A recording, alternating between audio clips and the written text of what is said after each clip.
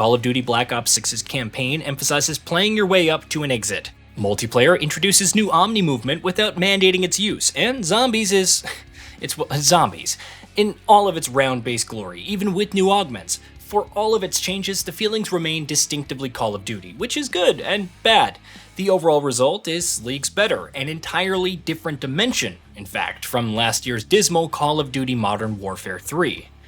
Before we get into that, about the Call of Duty UI, it's more streamlined than HQ, and the option to only download what you want is great. I still shouldn't have to click this much to get into a Black Ops 6 mode of my choosing, much less fear closing the game because of how much time it would take to bring it back up. Don't even get me started on the updates that require restarts.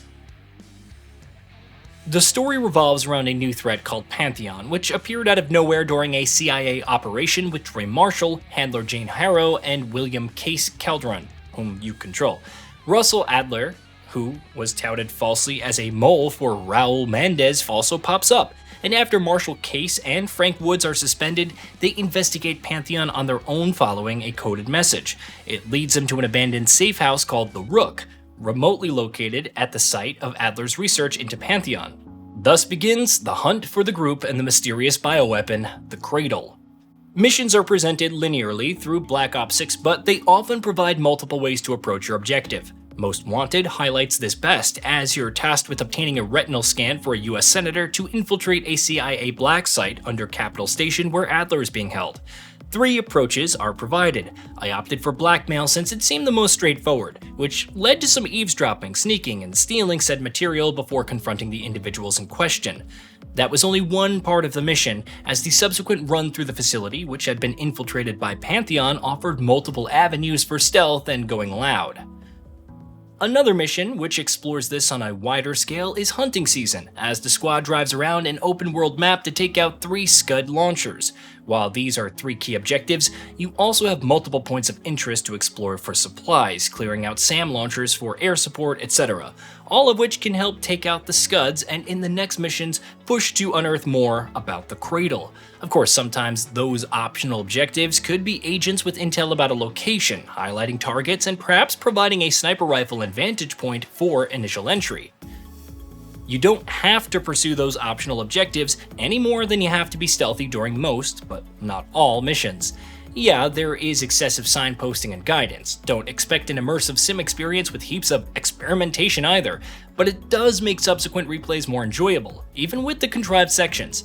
Adding to that are the safe house upgrades that you can unlock after amassing enough cash, upgrading stats like health, armor penetration, equipable armor plates, and even a health boost if you kill enemies fast enough. Black Ops 6 offers a fair amount of pizzazz and explosive set pieces baked into its missions, which feels like a greatest hits album. Slow motion, quick-time events, slow motion cars that must be exploded, the standoffs against hordes of enemies, vehicle sections, the turret section, the mandatory stealth section, etc. However, it also dabbles more than just a bit with surreality and mindscapes to interesting effects in emergence. I won't spoil too much about the mission, which seemingly takes cues from Control's The Oldest House, but it is fun. The problem arises when this same concept is leaned on much more heavily in the final mission. You'll know it when you see it. Which brings us to one of the iffier elements of Black Ops 6's campaign, the actual story. Sleeper agents, conspiracies, betrayals, certified what the heck is happening moments, it's all here and seemingly mandated. The problem is that it's telegraphed from a mile away.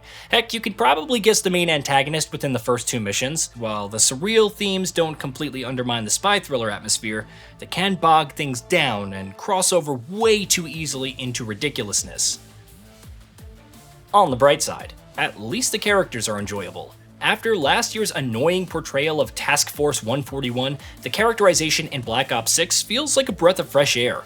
Woods is still very much Woods, but each of your teammates feels like a well-rounded, organic personality.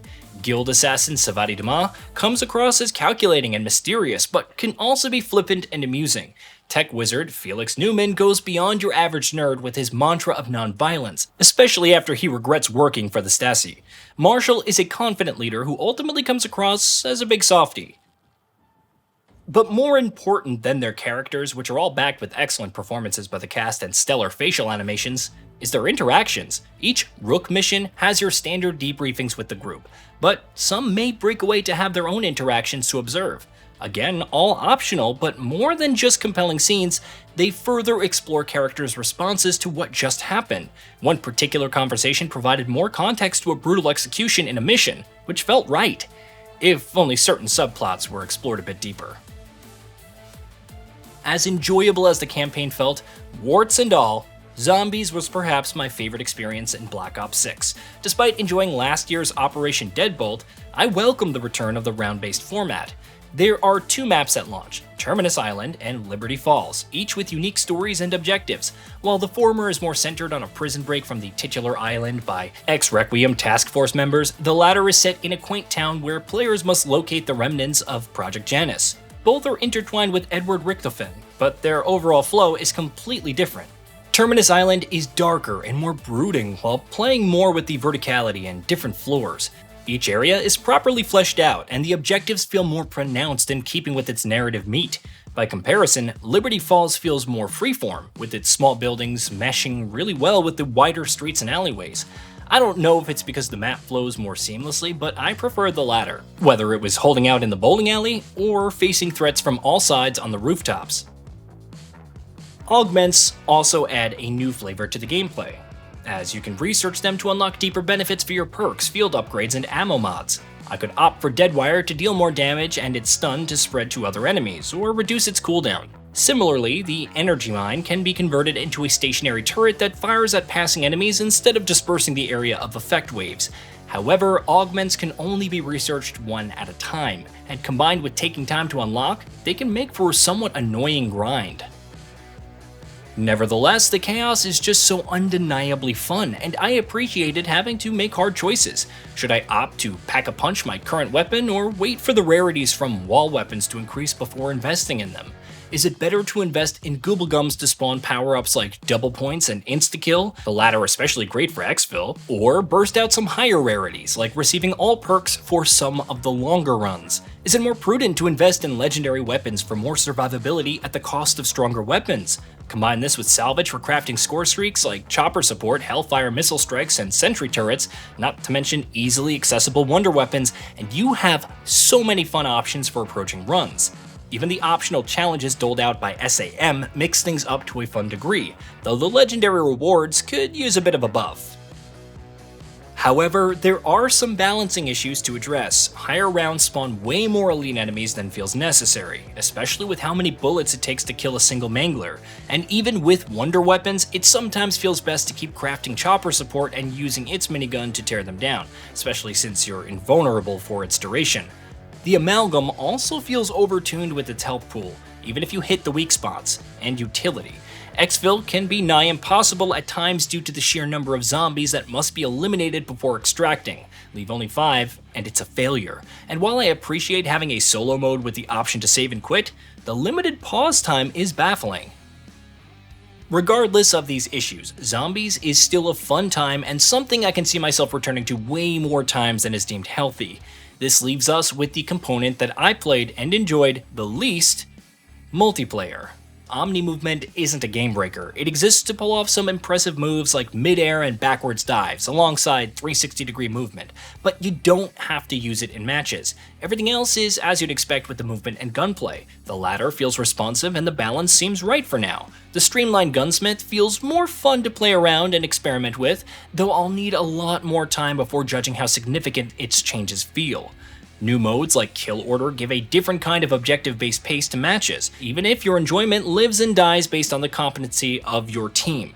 It has potential though, especially when trying to flank and counterflank opponents.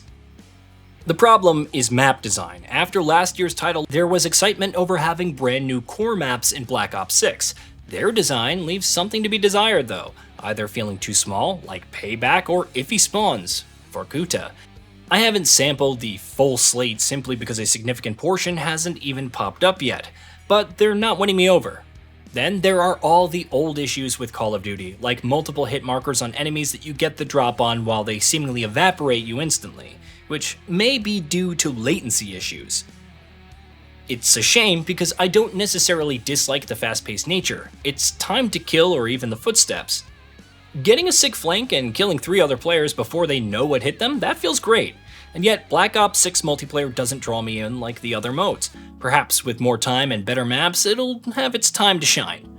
For now, however, it's sitting on the back burner. It feels superfluous talking about the presentation and visuals in a Call of Duty title, especially with how often they meet expectations, but it must be said once more. Everything about Black Ops 6, from its atmospherics, lightings, and effects, to the facial animations, is pretty great. Unfortunately, even with 4 years of development, there are some polish issues. A folder calmly opens on Newman's desk only for Savanti to suddenly teleport over. Some janky animations when the characters are sitting on vehicles, the upscaling being constantly saying that it's Fidelity FX CAS despite changing to DLAA, and so on. I could live with these, but one particular bug caused my balance to go into the negative billions, thus locking out all of the safe house upgrades. At the end of the day, Call of Duty Black Ops 6 is another Call of Duty title, but more competently built, knowing its strengths and mostly playing to them. It may not flawlessly execute all of its new ideas and mechanics, let alone deliver one of the best stories of all time, much less better than Black Ops Cold War. If you know what you're in for though, it can provide extensive amounts of fun. Hey, did you know that we at Gaming Bolt upload new videos every day? Stick around, drop a like, subscribe, and hit that bell, and let us know what kind of content you'd like to see in the future with a comment below.